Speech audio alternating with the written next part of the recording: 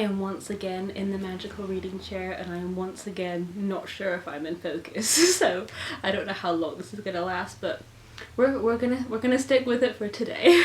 So it is officially April. We are entering spring, allegedly, although it's freaking freezing right now, so I'm in my big cardi. It's big cardi weather still. And so naturally, as April is here, I'm going to be bringing you the books I read in March, my monthly wrap up, but also want to remind you that now that we're into April, the Briar Rose Book Club is officially underway. So yes, me and my friend B are running a book club called Briar Rose Book Club, and April is the first month of the book club because I didn't think of it early enough and I didn't start it in January. But yes, April is the first month of our book club, and we will be reading Cat's Eye by Margaret Atwood. I'm so excited to get started, and there's also a Twitter now. I made a little Twitter, so you can go and follow us there for any updates, any reminders, and also our live show date is on there. I think it's the 30th of April, don't hold me to that, I could be wrong. I will put it up somewhere on screen, but I'm so excited. It's only the beginning of the month, so you still have plenty of time to grab a copy of Cat's Eye if you want to read with us and come to the live show discussion. But as I said in the announcement video, there is no pressure. You're also welcome to come to the discussion without reading the book. It's a very chill book club, but in any case, I hope to see you there. So without further ado, let's get on to the books that I read in March, and there's not a lot of them. I'm very sorry. I don't know who I'm apologising to, but I didn't read very many books in March, and I'm really hoping that April is a much better month. So my first book of March 2021 was the big hunk-a-chunk Chain of Iron. It was so lovely to be back in the Shadowhunter world again. This is the first time in years that I'd read a Cassandra Clare book like as it came out, because I've been playing catch up for many years trying to get the right editions of things. But this was just so lovely to be part of the community and read it as it came out. Although I very much played myself, because now that I read it at the time it came out, I have so much longer to wait for the sequel. And as always, Miss Cassandra Clare has not been kind to us and has left us on a bit of a cliffhanger, so I'm very tense, very excited for the next book. And if you want to hear my more detailed thoughts, I did do a full reading vlog of Chain of Iron, which I will leave linked below. My next book of March was Here is the Beehive by Sarah Crossan, which I read for Leanne and Aoife and Elaine's Irish readathon, and this was for the prompt a new to me author because I never read a Sarah Crossan book before, and it's also a book written in verse, which I've also never read before, so I was very excited to get to this one. And I wasn't sure what to expect from a book in verse. I obviously knew it wasn't going to be like rhyming couplets all the way through, because that would just be a bit strange, especially for an adult book, because that gives it a sort of nursery rhyme, like playground song quality if it's like all in rhyme. And I guess this sort of seemed less like a book in verse to me, as I've not read books in verse, so I don't have a lot of knowledge of the genre and the format that, you know, these stories take. But to me it felt a bit more like fragmented prose. I think when I heard book in verse, my mind obviously went to poetry, and I was picturing like vague snippets and snapshots and imagery and a use of poetic technique and rhythm and format, whereas this wasn't very abstract at all. It was quite easy to follow, and like I said, I would describe it a bit more like fragmented prose, and I think that really worked for the story it was telling, because this story is a story about grief. We begin the novel with Anna, who works at a funeral directory or does some sort of legal job within funeral homes. She basically sorts out people's affairs after they have passed away, and she gets a call one day that this man Connor has passed away, and at first she doesn't realise who it is, and then she finds out that it is the married man that she has been having an affair with for 3 years. And then obviously begins this grieving process, but it is a very private grief because Anna herself is in a relationship, and she also has to deal with the wife of Connor, who obviously she has sort of known about but had never properly met and got to know before, and it is all these complicated feelings that she just has no outlet for. And this presents itself in sort of vignettes throughout the novel, so obviously we're following Anna in present tense as she's dealing with her grief, and then we get sort of flashbacks and memories of her time with Connor, like how they met, how the affair started, what it was like, the fact that Anna kept trying to get him to leave his wife and he was very reluctant to. And I think the fact that it was in verse did help this sort of non-linear style, because obviously when you're in grieving, certain memories and certain moments will just bring you back to that person. For example, you could be fine for days and not think about it and just be going through life on autopilot, and then you'll walk past a stranger in the street and they'll be wearing the same perfume or deodorant as the person who's died, and it'll just kind of shatter you at a very core level. And I think this book is very good at that, those sort of small moments that just pierce through the sort of numbness. And in Anna's grief, she does have these moments of clarity where she's like ricocheted back to a memory with Connor. All in all, I did enjoy it. I think, like I said, I was expecting a little bit more in terms of like language and rhythm and poetry, but I think that's just because I hadn't read a book in verse before, so I had a sort of preconceived idea of what that would be, and it wasn't that, so that's not really the book's fault, that's a me problem. But I did enjoy it, and I am open to reading more from Sarah Crossan and more books in verse.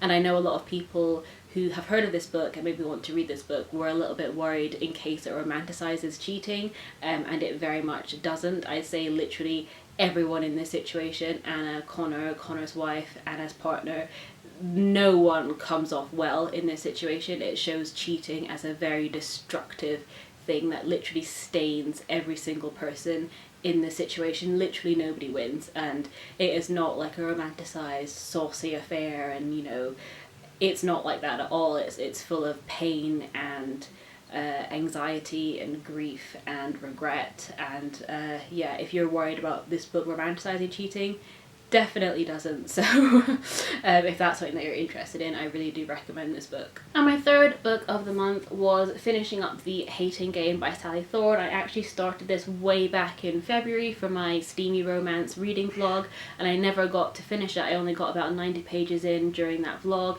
and then I abandoned it because there were other books I had to read in the month. I had readathon, and this month was the first month that I had, you know, I say I had time to pick it up. Honestly, I've had time to pick it up all the time, but you know how it be. You know how it be.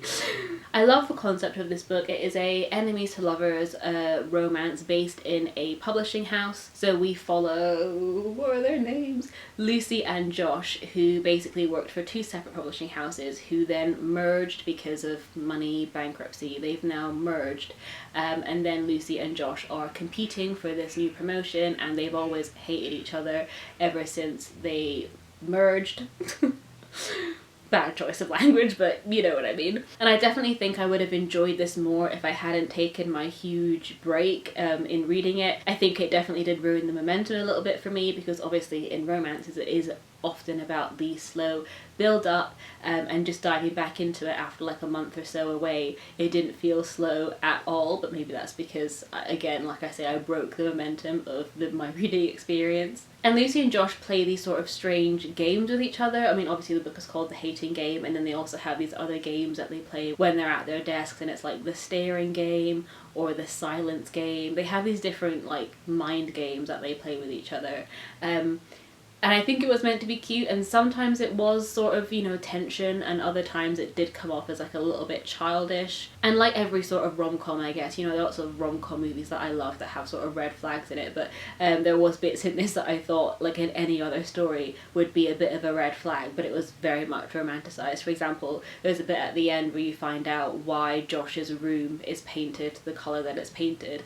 But yeah, it's definitely a moment that is meant to be cute and nice, but if a co-worker who I didn't know very well and I hated had done that for me, I don't know if I would vibe with that. Anyway, sort of like in The Notebook when Ryan Gosling's character hangs off a Ferris wheel and threatens to let go unless Rachel McAdams goes on a date with him, and literally if anyone else had done that, or someone had done that in real life, it would be a major red flag, very toxic behaviour, but because it's Ryan Gosling and it's a rom-com, it's okay.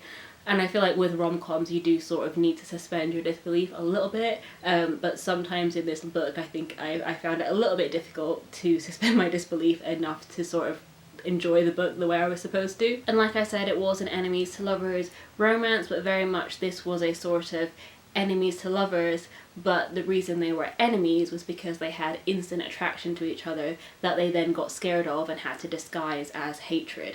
And I don't think I enjoy that as much. I think I much prefer it when characters genuinely don't like each other, and then that progresses throughout the novel, and then they learn more about each other, and then it very slowly progresses into you're not so bad, and then to love. But ultimately I do recommend it if you're a fan of that brand of enemies to lovers that is more about insta love and sort of witty banter, and I did enjoy it. It was a fun, easy read, but at times it was sort of difficult to suspend my disbelief when needed. But ultimately, if you're a fan of romance, I think you will enjoy this. And my last book of the month, yes, I only read 4 in March, was Savage Her Reply, another book for the Irish readathon, and this was for the prompt a book about Irish mythology / folklore, and this is going to be a completely unsurprising review, and I loved it. It is so gorgeous, so wonderful, it is beautifully written. I love Deirdre Sullivan. I will automatically buy anything that she writes. This was just a stunning introduction to the myth of the Children of Lear, which I had never encountered before. Honestly, I sort of don't want to go and read it now because I think this version will be so much better. Correct me if I'm wrong if you're Irish, but I got the impression that in the original myth of the Children of Lear, it sort of ends when the children are turned into swans, when Aoife does her big bad thing and attacks the Children of Lear and by turning them into swans. I sort of got the impression that that's where the story ends. I know that Aoife is then punished for her actions. She's doomed to a life as like a creature of the sky, like doomed to roam alone for centuries. But this retelling sort of focused on Aoife in those years afterwards and her looking over the swans, the children, and sort of feeling regret over what she'd done and trying to protect them in their sort of second life as swans. And I really enjoyed that section of the book where she is alone and ruminating on her actions and why that happened, and the fact that she doesn't get to tell that story, the fact that it's the kings and the men in the story that sort of drove her to those barbaric actions. It's them that get to tell her story and get to paint her in a certain light in history. But yeah, this is lyrical, beautiful, wonderful, poetic. I'm gonna run out of adjectives to describe it. It is just so gorgeous, and if you're interested in Irish mythology and you need somewhere to start, this is a great place to start. And also if